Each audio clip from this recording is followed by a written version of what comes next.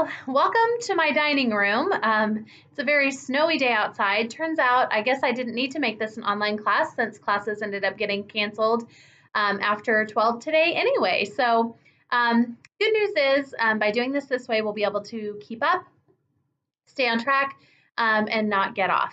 So forgive me, I am by no means any kind of television broadcaster. I'm not even terribly photogenic, so I apologize for the probably relatively poor video quality that you're going to get today with my china cabinet wall of built-ins as my backdrop. So that was kind of the best I had for today. I hope a 4-year-old or a 15-year-old or a 47-year-old don't barge in the middle of this, but we'll just kind of do our best. So a couple of things.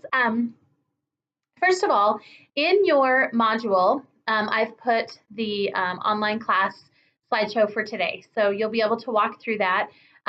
What you might want to do real quick is pause this video and go ahead and see if you can put your slides and the video next to each other, because I'm going to kind of talk through some things point by point so that you're able to get the content from class, and we'll be able to discuss some things a little bit more in depth on Thursday. But it might be able to, you might be able to follow along a little bit more easily if you go ahead and take a pause on me and grab that slideshow out of the module, and then come on back when you've got that, and we'll talk through each of those pieces. Okay, so for each of the pieces that I want to talk through today, first of all, I want to recap that idea of the difference between being a good classroom manager and being a good disciplinarian. Remember that you can run a classroom based on discipline, intimidation, fear, all of those pieces. And what you'll find is that you won't have any relationships with your students, much like the illustration I gave you with Big Mean Colleen. You can run a very compliant classroom using a lot of discipline, a lot of harsh techniques, not developing relationships, and basically just intimidating compliance into your students. Or you can have a really well-managed classroom where your students feel like they have a part in things, that you care about them, that you have excellent relationships, that they're safe and loved in the classroom, and that they really get excited to come there every day and to be engaged. And that's really the big difference. Remember, we talked about the fact that well-managed classrooms have procedures and routines. They are warm and inviting. They're a place where a student wants to come to learn and be comfortable with their learning. Well-managed classrooms are flexible, and they're taught by teachers who really have a passion for their craft and who are very serious about being very effective in that craft. So just kind of wanted to take a second to recap the difference between being that good classroom manager and having a really well regimented and disciplined classroom. Remember, the goal of teaching is never to have your classroom under control or to be in control of your classroom. That to me indicates a hierarchy and a power over. That means that the kids don't have a say in the classroom and that they don't have relationships with that teacher. So you want your classroom to be well managed, but you're less concerned about control than you are managing. So always a good thing to remember. So on slide 2 today, we've got that management versus discipline recap, just to kind of help refresh your memory about that. Next thing I want you to think about is I introduced you to Joey Pigza on Thursday, and we kind of got to know a little bit about Joey Pigza's both home and school situations. We know that clearly Joey has some struggles, he has some challenges, and he's very representative of many of the children that you'll come across in schools today, whether they're public schools, private schools, homeschool. You'll run across children with all different and varying and unique learning needs. In the next few chapters that you're going to read, I want to make sure that you've read chapters 2 through 4. We're going to be talking a little bit about Joey on Thursday. I want you to think about what is missing. What's causing Joey's misbehavior? What are the root causes? Is it something that is biopsychological? Maybe he has a misdiagnosed or an undiagnosed psychological disorder. Maybe he is just missing something from his family environment, and so in an ability to try to get those things that he's missing, he chooses to go ahead and act out to get that attention. What is it that Joey is missing? And that's the question that we really need to ask for all of our students. Whenever we see a student who's struggling, whenever we see a student who has just any kind of challenge, we need to first ask ourselves as educators, what is it that that kiddo is missing? What is it that they're needing? What unmet need do they have that we need to try to solve by looking at all the different ways that we can assess a child's needs? And so if we take a look at the child as a big picture, which is what I want you to do when you read these chapters today, when you take a look at Joey in the big picture, I want you to think back to what's next on the slides, which is Maslow's hierarchy of needs. And if you look at that slide, you'll notice that at the very bottom of Maslow, for those of you maybe that haven't had this part of your psychology background, I know some of you obviously have had a lot of this, but at the very bottom of Maslow's hierarchy of needs are those basic, fundamental things we all need to survive. Those are our reptile brain things. We need to excrete, we need to reproduce, we need to have food, we need to know that we're safe, so on and so forth. Many of our students, and Joey may be one of them, come to school on a daily basis and they don't have even that very bottom tier of their needs met. Some of our students come to school every day and they are absolutely traumatized. They may be abused in the morning. They may be abused overnight. They may be neglected. They may have a parent who is very ill. They may have a family that is living in a vehicle. They may be living in a tent under a bridge. They may, live in a very opulent home with no love, no attention, and lots of dysfunction. So what we have to think about is if we look at Joey Pigza from Maslow's hierarchy, we have to think about what is it that Joey's missing? What levels of the hierarchy is he missing? So what I'd like you to take a second to do is hit this pause button, and I'd like you to take a look at Maslow's hierarchy and ask yourself, what is it that you see that Joey might be missing according to Maslow? So take a second to do that. Okay, so if we take a look at Maslow's hierarchy of needs, I would imagine that many of you would have come up with the same things. We'll talk about what you noticed in class on Thursday. I'd really encourage you to look at that very top of Maslow's pyramid. Very few people ever get to the top of that pyramid. I like to say that I live with someone who's at the top of that pyramid, and that's my husband. He's just about the most self-actualized person I've ever met. Very few adults ever get to that tippity top where we're really comfortable with esteem and we're really comfortable with who we are. And that's, of course, what we would want for all of our students. And so working them up through the levels and thinking about where Joey might be, definitely not living at the tip top of that triangle, definitely missing those connections. So when we think about a student's behavior, we think about it not from the perspective of, oh, that's a bad kid, or, oh my gosh, I can't believe that this kid acts this way, or, oh, I don't want to have that kid in my class. When we take our vision and we turn it from the idea of it's about the child being bad and choosing to have negative behaviors, and we twist that and we say, wait a minute, what if we looked at it from the perspective of what need is not being met for that child? What is it that the child is missing? Why do they feel like they have to do that behavior in order to be able to survive? Okay, or in order to be able to get attention, in order to be able to function, okay? So we have to shift our thinking as educators from, terrible kid, why is he doing that? This kid's such a pain in the butt, to, what are they missing? And we've got to go back to every single child that's maybe irritating us or annoying us in the classroom, regardless of their age, gender, ability, socioeconomic status, race, ethnicity, doesn't matter. We need to go back to those very basics and say, do they have those low levels of that pyramid covered? And if they do, what do they need to have to get to the next step? Okay. So when thinking about misbehavior, Rudolf Dreikurs came up with the idea of mistaken goals. And he stated that's the next chart that you can see in your slideshow. I also have a larger version of that chart that's in your module so that you can refer back to that as well. Dreikurs said that every single behavior is trying to achieve a goal. Okay? Everything that we do is trying to achieve some kind of goal. So if I have the behavior of saying thank you, my goal is to express gratitude and make sure that the person that I'm talking to knows that I have good social skills, that I appreciate them, that I'm grateful. I'm trying to make them feel good. Okay?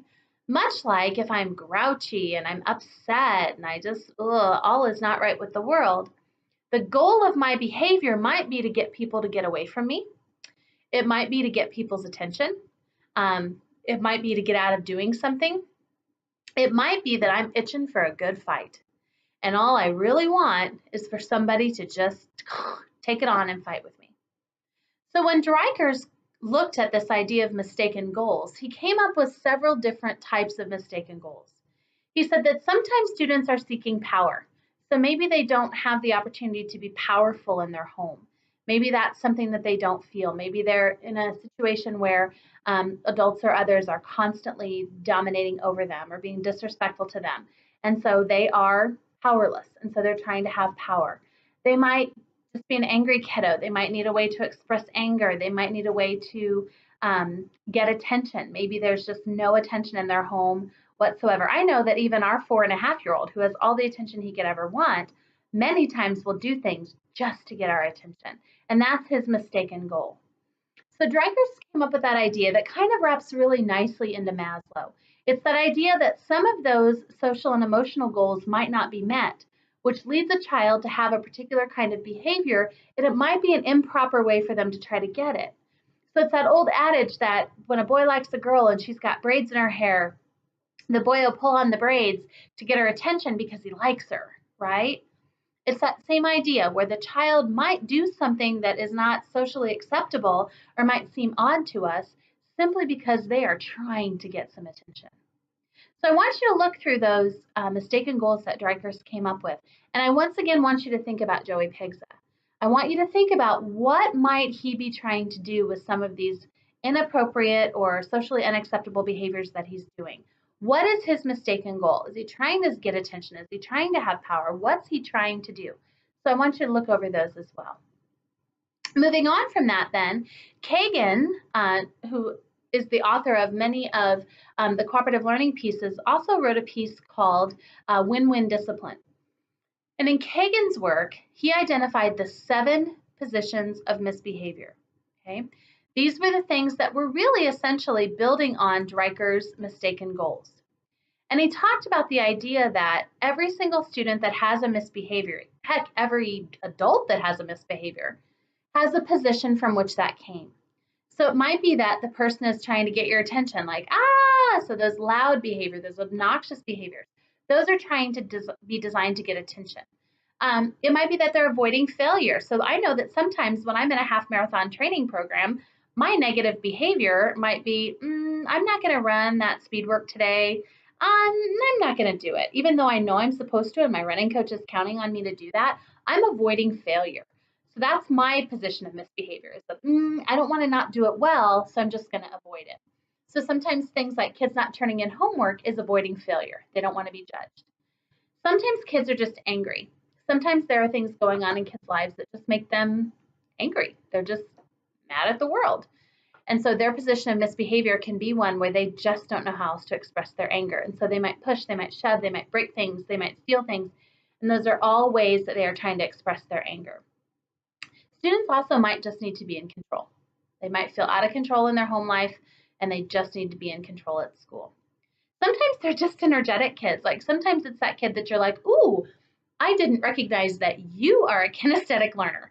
We need to stand up. We need to dance around. We need to sing a song. We need to do a jig or something to get some of that energy out. Sometimes kids are just bored. Sometimes the material is completely irrelevant. I'm hoping that doesn't happen to you in your class from 12:35 to 1:50 on Tuesdays and Thursdays, but I'm sure sometimes you've sat in a class where you're like, I do not care about this. I don't get it. It's kind of irrelevant to me. I find it very boring.